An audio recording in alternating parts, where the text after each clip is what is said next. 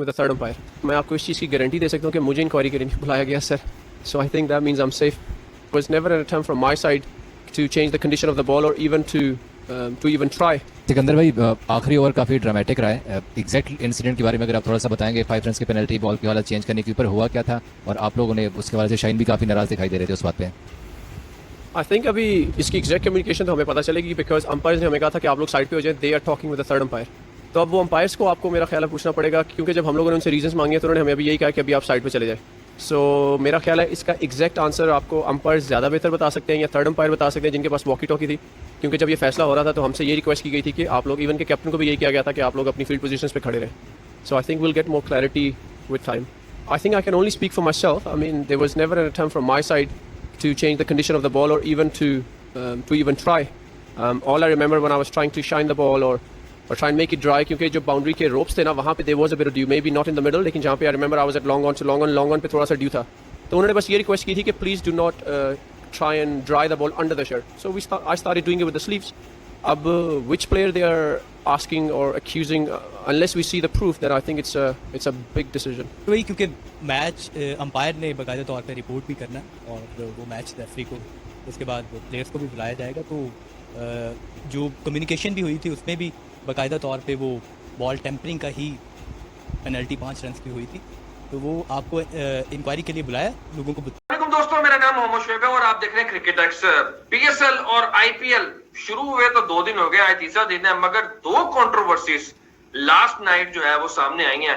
PSL में सामने ये आई है कि जनाब फखर जमान जो है ना वो उंगली से यूं बॉल को खुरचते नजर आए हैं और कैमरे ने वो जो महान किस्म का जो एंगल था ना वो कैमरे ने कैच कर लिया है. वो शुक्र है कि सना भाई ऑडियंस नहीं है, नहीं तो कैमरा आपको पता ज्यादातर ऑडियंस के ऊपर ही होता है इस टाइम पे, वो बॉल के ऊपर कम ही होता है. और दूसरे जो केकेआर के फैन नहीं लेट मी करेक्ट यू. हर वक्त बॉल के ऊपर होता है एक कैमरा, वो स्विच करे ना करे अलग बात है.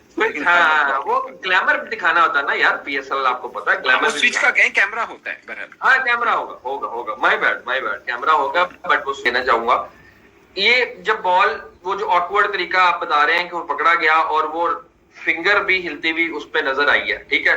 बट आप देखोगे ना उसी फ्रेम के वेरी नेक्स्ट फ्रेम के अंदर ही, यानी कि एक 2-3 सेकंड के अंदर में अंपायर ने बॉल को फौरन कहा कि बॉल दिखाएं और उन्होंने बॉल को उसी टाइम चेक किया और उसी टाइम ही आपने देखा होगा कि वो बॉलर जो थर्ड अंपायर था वो बॉलें लेके आया और वो बॉल चेंज हो गया जैसा कि आपने भी बताया. अभी मैं ये अज्यूम कर रहा हूं कि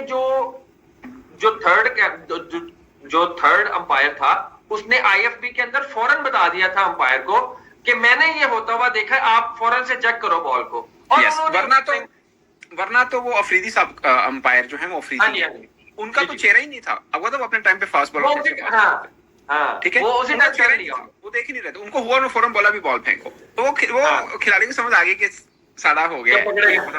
हाँ ऐसे ही हो गए.